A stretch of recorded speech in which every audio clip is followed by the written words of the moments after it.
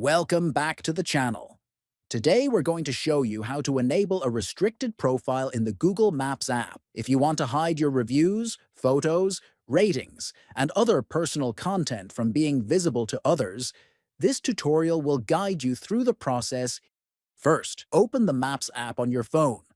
Once the app is open, look for your profile icon at the top right. Next, scroll down through the menu and click on Settings to access the app options. After that, tap on Personal Content. Keep scrolling until you find the Restricted Profile option.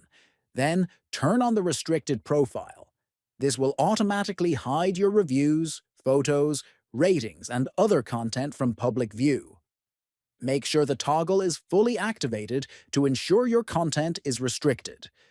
Enabling a restricted profile on Google Maps is a simple way to control your privacy and limit what others see on your profile. Your reviews, photos, and ratings are now hidden effectively. If you found this video helpful, don't forget to subscribe to the channel, like this video, and share it with your friends.